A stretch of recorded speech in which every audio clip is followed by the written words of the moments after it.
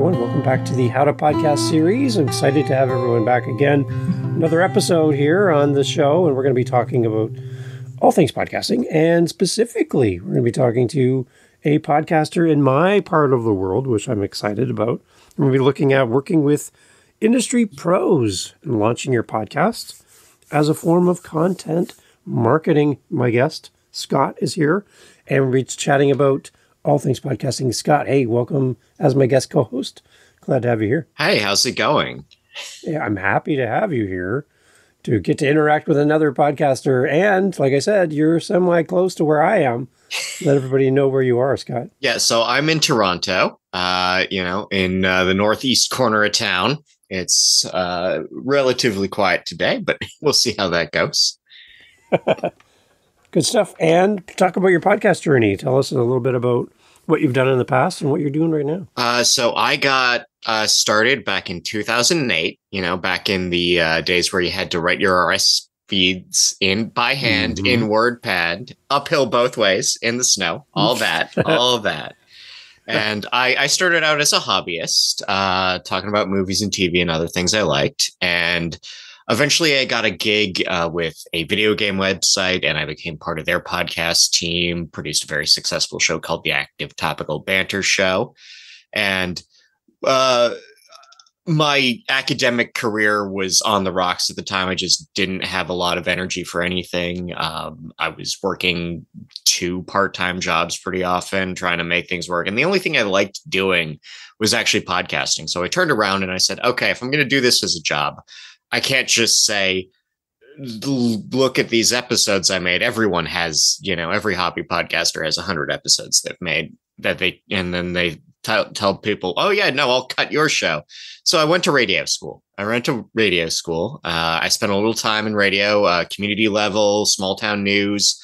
I did a bunch of imaging production for, MuCap, now Stingray. So if you're in Toronto and you can hear things, a bunch of very boring work I had to do to get their top of the hour system to work.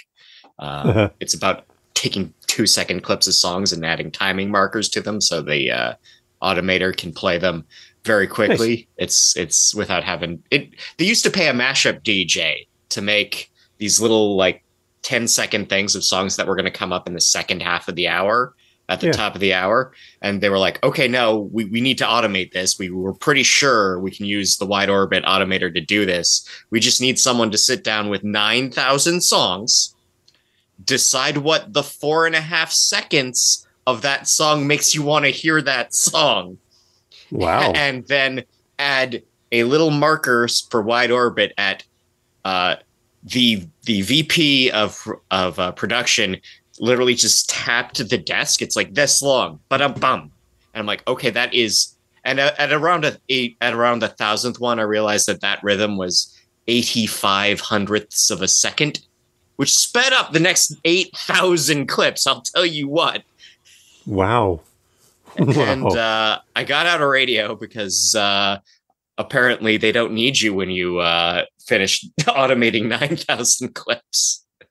And I got into commercial podcasting, which is to say that I do various elements of production for a couple of different clients who are all in sort of the professional managerial class, people who run businesses, people who are engaged in sort of various different types of work. I've worked with someone who helps women coach women to be better public speakers and better boardroom presences. I also do a lot of work with a group of lighting distributors, which led to me hosting 2 news shows. Because again, everything you do is something you can pull forward and use as a new skill. So my ability to go through 100 different websites and newsletters and turn that into a short column about tabletop RPGs turned into, all right, we're going to give you a bunch of magical internet gnomes that search news feeds, and they're going to tell you 1,000 headlines that have lighting in them. You're going to turn that into 100 headlines that you're going to read in 10 minutes. So that's the lighting industry news brief. I read a headline a minute, and it's which is And I do that weekly, and I did that for 4 years without missing a week. Like consistency is key, but I think everyone agrees that that was a bit dumb. I should have taken a vacation somewhere.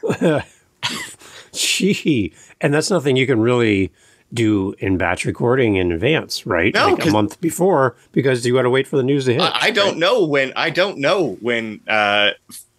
Philips is going to shut down their Texas plant. I don't know when they're going to do that. Right. And wow. There's also a flip side to that show about dark sky related news. That's only about 10 stories every 2 weeks. I still take 10 minutes to do it because I get to explain things better. But that's what I do now. And I also work with clients to develop shows that help their brand. And I think I was reading this article, I think it was in Vice, about how everyone in the professional managerial class can't just be good at their job anymore.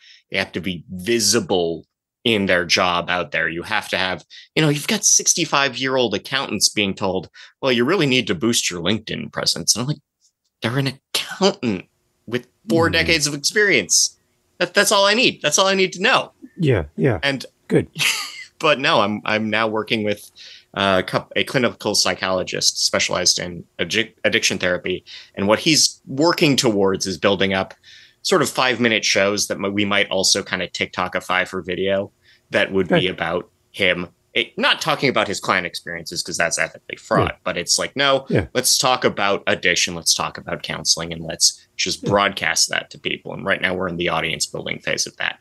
But the whole point I want to talk about is that you should podcast about your job like we're doing right now. Mm-hmm. It is, if you have, I think if everyone in the professional field, everyone with a white collar job has to be self-promoting now, you need to have content to market. And I think podcasting is a good fit for a lot of industries and a lot of people because no one gets talker's block. Okay, wait, do that again. No one, because I've never heard him say that before. That's good. Like I get writer's block. I have to write a magazine every quarter, and I'm like, I have nothing. The blank page is absolute tyranny.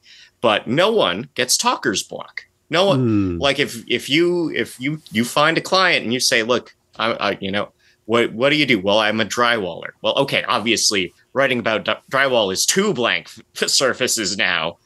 But if you say, all right, just talk about being a drywaller, and we turn that, whether that is like Instagram Reels or a short podcast, or you start interviewing other drywallers or whatever. Hell, we even just take the interview and we send that off for someone to write into something, right? I've certainly done that for people. And it's like, no one gets talker's block. So you get people talking, and eventually you're going to have something you can work with. Smart. Yeah. I love talker's block. That is, again, I think that might be part of the title of this episode, just in there. So thank you for that. Okay, talk about the connection between podcasting and content marketing kind of a little bit more. What is that bridge between the two, and how do we make that stronger? Well, I think obviously podcasting is a big, wide field, and it's all content. But when we talk about content marketing, that's definitionally you are making a thing to market yourself. So for a lot of people, when they make a podcast, that is the product. We're going to turn around and we're going to sell this to, mattresses that come in boxes, underwear, subscriptions to food kits, audible.com, all these things, and so the podcast becomes a thing you give to your audience for free. The audience becomes the product that you then sell them things on. This is kind of flipping that in. This is when we talk about content marketing, we're flipping that. We are saying, no, the show exists to advertise you. We're going to get people to listen to a 45 advertisement of you. A 45-minute advertisement of you. And we're going to do that by coming up with something compelling for you to say or to talk to other people. And that is what we do. We use the show to point back at you. It improves your visibility, whether that leads to you getting new clients, new jobs, or just getting promoted. I'd love to see someone get promoted for starting. I'm actually working with someone. He's a car salesman, very new to the field. And it's like, No, I think we could get you promoted if we made you a big deal in in the auto subculture on the internet. Nice. Yeah, like I think of like a real estate agent who does a podcast around real estate, but also around the area where they do their service area and inviting people to know more about the community. If I'm going to move from my location now to this new location, hearing a podcast about that place I might be moving to would be great. And then also you'll be my real estate agent because when I get there, I've listened to your You already episodes. know this guy. We have this tremendous parasocial bond, real estate guy. Sell me a condo. Right. So you've already built that relationship in advance just by doing a podcast. Yeah. Simple. Straightforward. Right.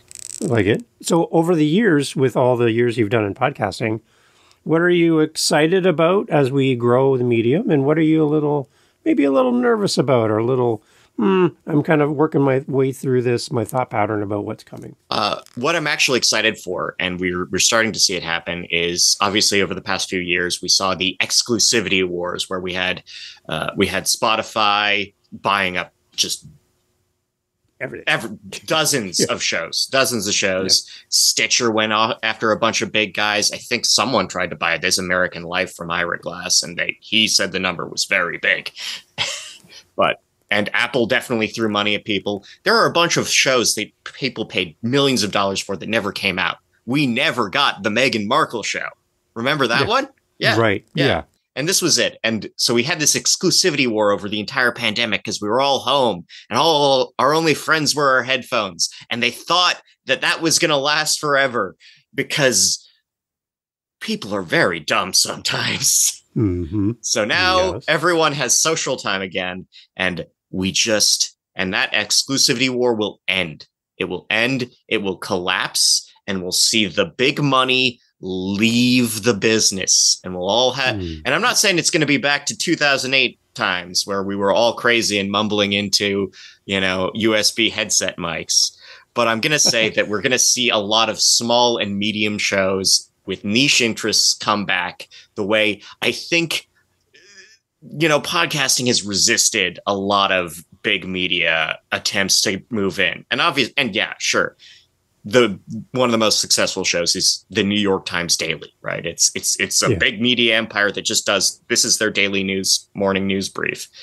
But we're also going to see a lot of medium guys come back into the field. And I mean, I don't know what ends up on the Apple charts. I think it's semi-human curated now because my shows are not that popular, but I just checked and the shows I'm working on are charting again. We're not high, but I'm talking about light bulbs for 10 minutes and I am the 117th most popular business news show now, according to Apple, whatever they decided. And I'm like, well, I'm not going to say no. And I'm putting it on my resume, but yeah, just do it. I like it.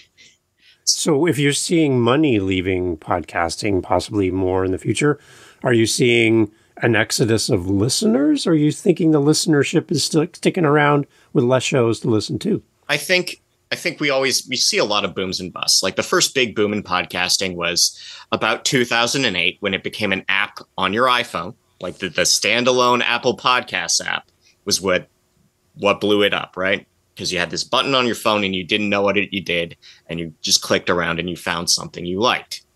And yeah, there were a lot, and people like to say it was Serial that did that, but it was literally just the Apple button. And Serial was a big success story. And we have a bunch of people who are now in true crime junkies, and true crime shows are part of their media diet. But we aren't going to see we're not going to see like tremendous power listeners who have, 20 shows in their feed all the time, but you're going to see a lot of people who have 3 or 4. It's going to be part of their routine. It's going to fill time the way, some people, the way terrestrial linear radio did for a lot of people. Right. It was just on in the kitchen all the time. Right. Yeah. Are you seeing a redefinition of what a podcast is as listeners come from different areas using different platforms? Are you seeing a kind of a switch in definition about what a podcast is traditionally. When I listen to other shows about podcasting, it feels like there's like a snowball fight between camps about what a podcast is and what it isn't. And at the end of the day, I think it's almost up to the listener to really identify in their terms and in their perspective what a podcast really is. What are your thoughts? Well, I'm always going to be a stickler. I'm always going to be a stickler. It has to be an MP3 file enclosed in an RSS feed, right? It has to be that. That's a podcast. But I think there are talk shows on YouTube. There are documentaries on Spotify that are exclusive to Spotify. There are Audible is running serialized radio drama. Is that a podcast? No, it's a serialized audio drama. Even when you get the Welcome to Night Vale guys to write and perform it, it's not. But I think streaming audio on demand shows that are audio or primarily listened to, because I know a lot of younger people prefer YouTube as their platform, even if it's just in the background. And I think that's just going to be part of what people listen to. And I'll sit back and be a stickler and say, well, if it's not on an RSS feed, it's not even a podcast. But we don't have iPods anymore, right? We don't have iPods anymore. And and no one felt the need to switch to call them smartphone casts anymore. I mean, I think there are a bunch of people who have smartphone casts in the sense that we do all of our production on our smartphones. But I think right now, people's media diet is just going to be, there are things I listen to, and those are on-demand streaming audio shows, possibly with video enhancement, but primarily consumed for their audio value. And, we'll come up with some name for them to satisfy me, the stickler, who's like, it's not a podcast, it's not an MP3 file enclosed in an RSS2 feed. But like Spotify's exclusive shows are not available on RSS feeds. There's only one now. They've turned all the RSS feeds back on for all their other own shows. But, that Spotify exclusive radio show is just, well, it's a radio show on Spotify. There's a video too. Yeah. I mean, and I think, we can say streaming audio, because I think the reason why Spotify in particular got into podcasting in a big way was that they had enough app data to say, all right, the number one reason why people close our app is to switch to either an audiobook or to switch to a podcast app. And they're like, okay, we want to own everyone's headphones. So we're going to get in there, and we have to do it hard to get people to overcome the switch, the inertia switch, right? That inertia. And so I think, probably people will just call it podcasting regardless, and I'll be mad, but I'm old and cranky anyhow. So I was going to be mad no matter what. It didn't matter. Yeah. It didn't matter. Right. Because I guess, like, even going back to the beginning of podcasting, I've heard on other shows that video was an element of podcasting back in the day through an RSS feed. Oh, yeah. You can still watch video on Apple, on Spotify, and on YouTube. Yeah. Those are video platforms that are readily available. But I think the one big thing, when I talk to people who are interested in starting a podcast, video or audio, however you want to go there, is that the fact that podcasting from the day one was meant to be where you could get on, talk about whatever you want to talk about without anyone in the corner telling you what you can and cannot say. You can be reached anywhere in the world, and you can be available on a phone with a very limited data plan and connect with somebody far, far away and still reach them with an audio formatted podcast. And you can be found anywhere at any time with really no restrictions. That's the beauty of podcasting.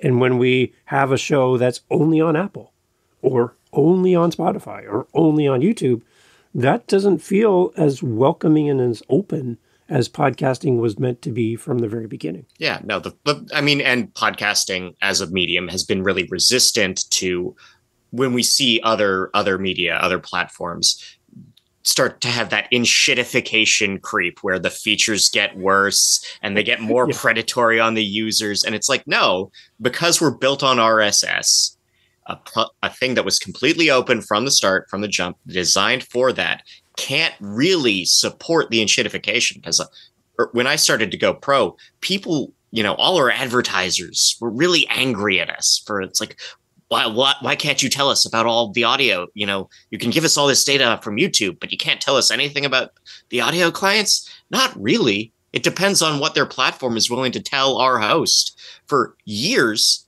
the third most popular podcast way to listen to podcasts was TuneIn. TuneIn.com. And that was just because TuneIn.com was the only way to play a podcast on a smart speaker. But TuneIn wasn't telling any of the hosts what it was. It was just this hash, this absolute word salad of a domain. And there were 12 of them. There were like 12 different versions of it. And you just see 12 different, your download list would have like, oh yeah, just have this complete word salad URLs. And I don't know what they are. We didn't know. And TuneIn eventually told us, I'm like, smart speakers were the third most important thing. And we couldn't even adapt. We couldn't even figure that out. Yeah. Okay. Yeah. All right. For a brand new podcaster that comes and sits down with you at your desk and they want to pick your brain a little bit about podcasting, with all the growth you've seen and the changes over the years, is there a logical starting point that you would give to a brand new person with very little technical training? You have a lot of training. Yeah. But very little technical training. They have a passion, though. They have a topic. They want to talk men's mental health. They want to help single moms be a better parent. They have this thing that burning inside of them. But tech is their enemy at this point. They need to learn. What would be your kind of onboarding process in that conversation? I think the first thing I'm going to say is, if you're passionate, I love passion. Right? This is this medium that runs on the backs of amateurs. And I mean that with the utmost love, because amateur, we're going to get linguistic here. We're going to get linguistic and say that an amateur, that the root word of that is love. It's from love. Love this. Yeah. This is good. Yeah. So that's from love. And so when someone says, I've got a lot of passion, I'm like, great. First thing I want you to do is I want you to sit down and write 12 episode topics. Don't outline them. Don't script anything. Just give me 12. Just tell me you've got 12 in you. Because 12 is the hardest thing. It is impossible to record 12 episodes of a podcast. It is painfully easy to do 200 episodes of a podcast. Yes. Okay, I'm following you. I'm good. This is good. And if you can do 12 and you don't have to like them all. You can have a couple that are junk, because guess what? Because this is a serialized format, you're going to grow and develop.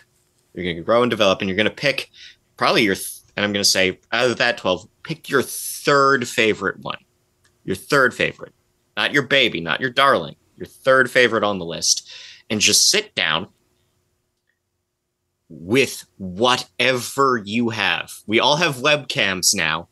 We all had to get webcams. We might have even gotten some okay microphones out of them.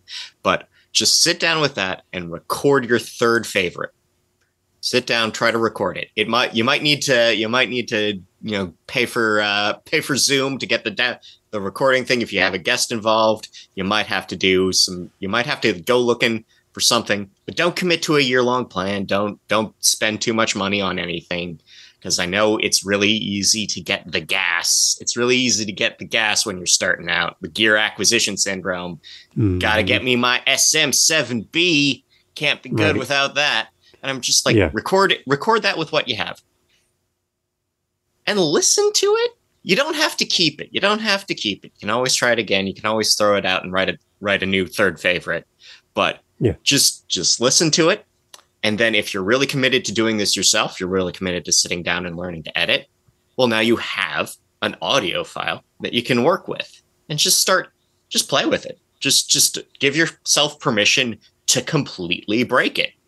Over compress it, over level it, give yourself Darth Vader voice, do all the things, just get. What does this button do? Yeah, exactly. Well, that's coming up at the end of the month. I have to go to PodCamp Toronto, and I'll be giving my first technical lecture, and it's literally called "What Does This Button Do?"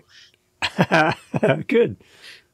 And give yourself permission to break it, and then if you don't like it, hopefully you still have start over from scratch. Try it again. Do it a little less. And then if you don't completely hate yourself having recorded and edited the same podcast twice, you can probably record a second one, and then you can start looking for where to host them.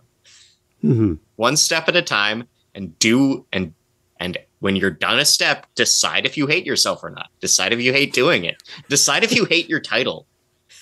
Yeah. Some people, I know so many people who have to change their titles after a year because I'm like, I am so sick of being, fanboy SmackDown. That doesn't make sense anymore. I'm tired of saying it. Yeah. And my listeners are also tired of hearing it. Yeah. Right. So, yeah. Okay. So you mentioned the PodCamp Toronto. One thing that I'm on a hunt for is when I hear of all these great American events and conferences and all this great stuff, it feels like I'm getting kind of that jealousy rearing up in me that we need more of this in Canada. And I'd love to connect more Canadian podcasters together somehow.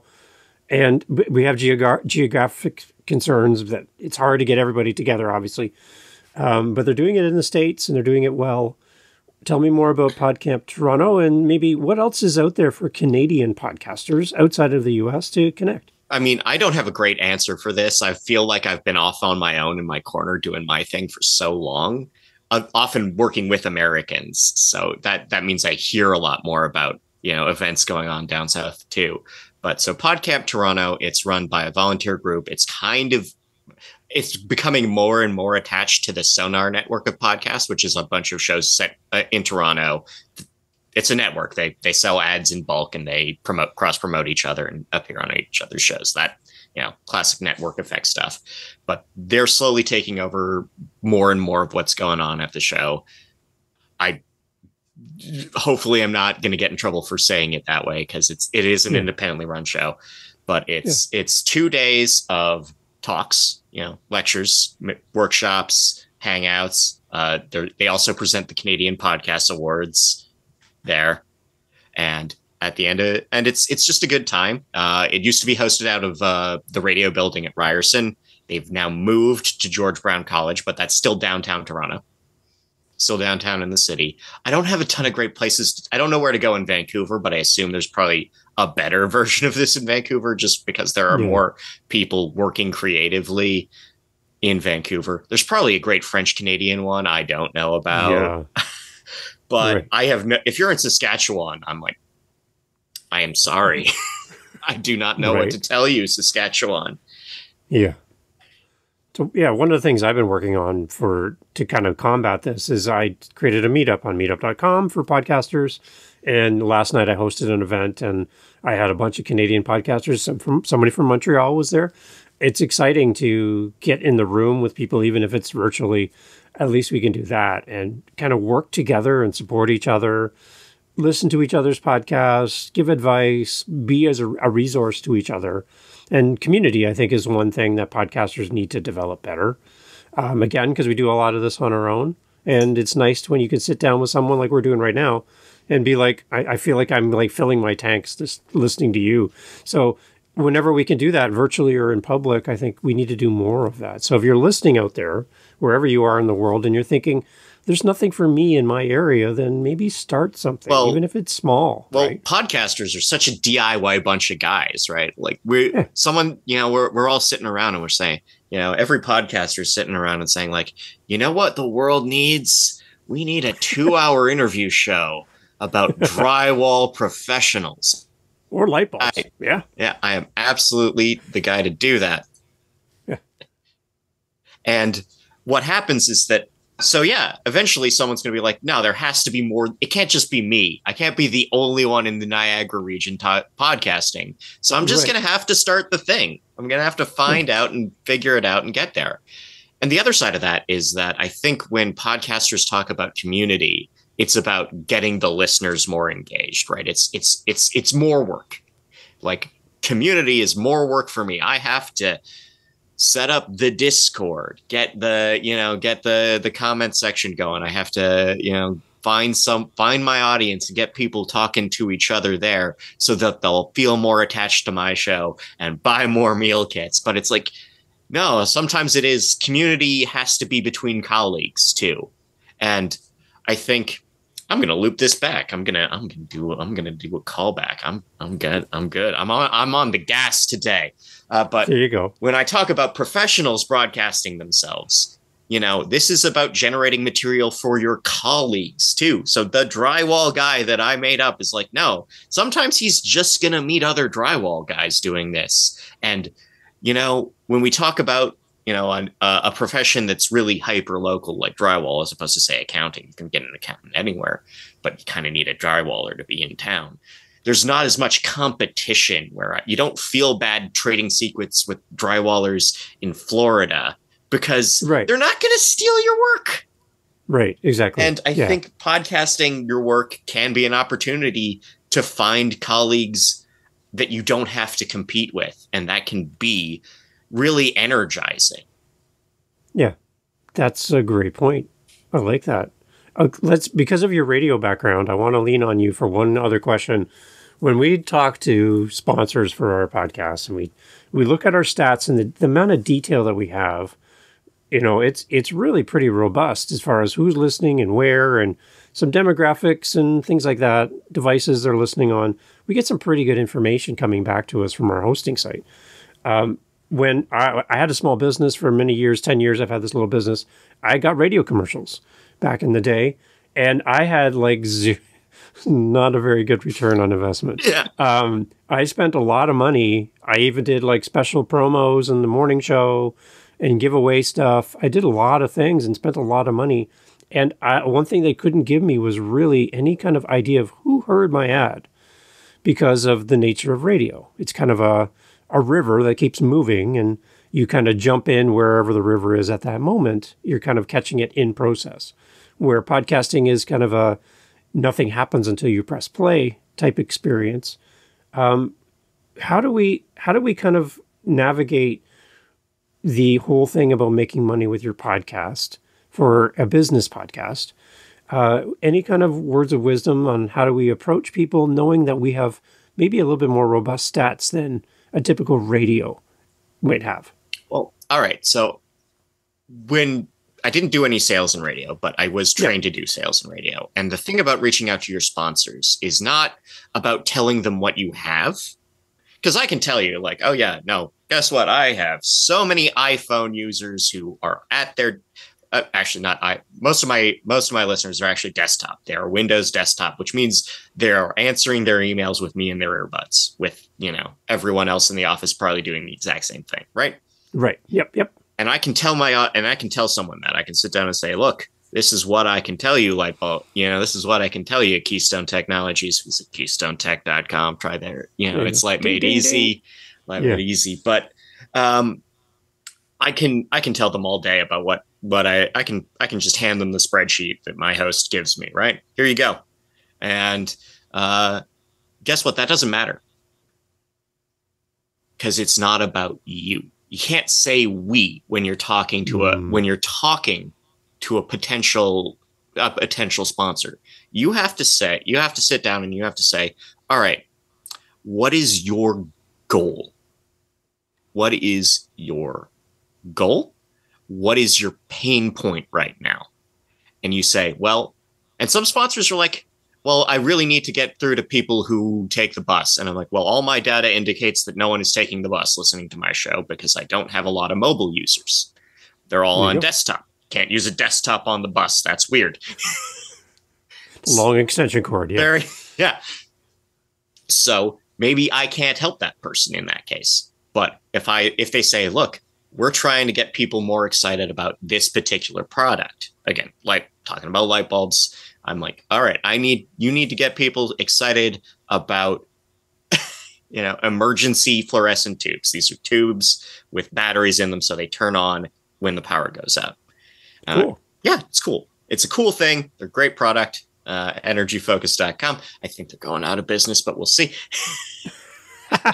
There you go. But so, all right. So if you need to get people excited about these emergency tubes, we're going to come up with a way to promote that. And we're going to sit down and I'm like, all right, so what I have are a bunch of guys in the lighting profession. I can tell you when they down, I can tell you about their listening habits. We can find something that makes them excited about this in a way that's relevant to them, because they are not going to be using these. Probably they're going to be selling them. So we have to talk to them about how to sell it. We don't say what the product does. We say how you sell it. We're going to instruct them on how to sell these emergency tubes. Some of that is just about listing off the features. Like, once again, ballast bypass compatible is a really big deal. If you're talking about LED tubes, it's technical. It doesn't matter to a lot of people. And the end user just wants to know, all right, but if it goes, like, I just pop it in. Yeah, you just pop it in. That's it. Yeah. Pops in. Yeah. Power goes out. It stays on. You escape. And so it's about listening to what your client wants to do, and then finding what intersects with what you have. And sometimes you're just going to crap out, right? You're going to crap out because their goals are completely different from yours. And sometimes you're going to get sponsors. Again, in podcasting, I make fun of mattresses, but a lot of podcast sponsors are just flooding the zone. They know that they know the average podcaster has these qualities. We want it. We're going to put as many podcasts on the same affiliate deal so that we don't actually have to pay them all that much, because it's all affiliate codes. And, if you're going to hear it on enough shows that you remember our brand and maybe don't remember all the affiliate codes, and we get the sale without necessarily the podcast actually getting the commission sometimes. That feels like radio a little bit. It does. You're kind of throwing a wide net. Yeah. Right. Yeah. There's obviously a lot of podcast advertising is wide net, but when we're talking about niche specific shows, you can be the narrow net. We can say, like, look, like, again, drywall guy that I made up. Drywall guy's like, look, you can turn around and you can go to every tape guy, every tape company you deal with, because you're buying drywall tape all the time, and say, look, I've got 5,000 drywallers a month. I think you need to give me $200 an episode to say the name of your tape every time. And I'm not going to do an affiliate code. I'm just going to come back every month and say, all right, this is how many views you got on YouTube. This was the reach on YouTube, because we're going to put your logo on the thumbnail just for you. And you're going to get that little ad. Even if they don't click, they're going to see it for 12 seconds. That's going to register the impression. And then you can just go, all right, that's it. You come back and say, this is how many listens you got. This is how many impressions you got. These were our social stats. We were promoting really hard. We were promoting the show on Twitter really hard. We got a lot of pushback. We got a lot of push on it. So they saw your ad a lot. I think next year we'll talk about $200 an episode, right? Yeah, exactly. I love it. Okay, Scott, you got to give us a little inside knowledge about what you're going to talk about at PodCamp. Just give us a little taste, just a tiny taste, beyond the topic title. What are you going to be chatting about in that event? So this is a 101 class. So I'm going to sit down with an audio file, probably the show I just finished editing. I'm going to come in with the raw version of that, and I'm going to sit down and say, all right, I'm going to walk through how I mix and master this. Nice. And just say, all right, we're going to start with this. Why do we start with this? Because the order you do things changes the end product. So if we change the dynamics before we change the noise level, do any noise removal, we're just going to be amplifying noise and working against ourselves. And it's talk about the process. And we're going to talk about some tricks. Like, I'm going to give you my favorite trick. This is my favorite thing about having music beds under someone speaking. You dig a trench, the dig a trench method. So normally when we talk about EQ in podcasting, we're talking about changing the levels of certain frequencies, amplifying them so you sound better, right? We're gonna boost your 400 hertz because that's where a lot of the strength of your voice is. It has good quality, but we're also gonna add some air at the 2000 level, right? You're gonna add some air, and you're gonna sound a little better. It's just gonna be a little better. The other thing you can do is you can make things that aren't as important your sound effects bed. If you're doing like an ambient sound effects thing for a radio drama or some sort of mood piece, or your music, if you're talking over music for a section, because sometimes I'm just talking to myself on these shows, on the 2 shows I make. Mm-hmm. So sometimes when I get off on a rant, I'm going to push that rant a little further by adding some music under it. So we're actually going to make, but what we're going to do is we're going to remove some of the frequencies from the music bed, because that will improve the clarity. So I call it digging a trench, because I will boost my 2000 hertz to get more air into my voice. And then in the music bed, I will cut that same 2000 hertz band by about 6 decibels. And now you've got this spot where this section where I'm louder and a section where that's quieter.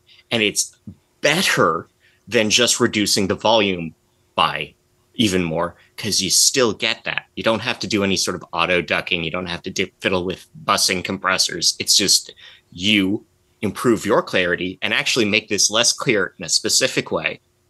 And it just sounds a little bit better, especially if you're layering in a lot of stuff where you have maybe music and a sound bed or sound effects of any kind. Right. See, good. So there's a great reason to go to PodCamp Toronto and definitely check out Scott's class on that. I love it. Do you know, Scott, how often there is a PodCamp? So it's an annual event. Okay. Usually it happens around University Reading Week, because then they can just use a bunch of classrooms in a university because they're empty. Yeah. Okay, smart. Yeah. Good. Awesome. We'll put links to PodCamp in the show notes as well. But Scott, for you, as far as people reaching out to you to have you come speak, that's great. Or questions, or they want to work with you, or have a conversation after the fact, where do we go? All right. So my personal website's it got hacked a while back, and I have to rebuild it. Oh, good. Yeah, it's great times. Pay for your extra cybersecurity options when you pay for hosting. But you can go to getagripstudios.com. They're my biggest client. So you can contact them. You can work through both of us. We've got a couple people that can help start on either as a coach or as a production side. And that's great. Awesome. And are you on like LinkedIn, social media? Yeah, I'm on LinkedIn. I very often posting about how bad it is to be on LinkedIn, but there we go. Well, that's good. Awesome. So we can connect with you there too. I love it. Yeah. Awesome. So, hey, Scott, would you come back in the future at all? Oh, I'd love to have you back. I mean, certainly we can talk about a bunch of things. I mean, I can certainly talk about, reporting or other podcast issues or whatever you want to talk about. Sure. Yeah. Okay. Well, let's keep this conversation going. I'm so happy you have time for me today. And I've learned a lot. Yeah. So appreciate it. No worries. Good stuff. Okay, everyone. All the information in the show notes, as always. Please go support Scott and go check out PodCamp Toronto if you're in the area. And we need a PodCamp in Montreal and out in Newfoundland. And let's go Saskatchewan. You need one too. Let's go. Yeah. Everybody gets a PodCamp. Just like Oprah. You get a car, everybody gets a car. There we go. It. Thank you. Thanks, Scott.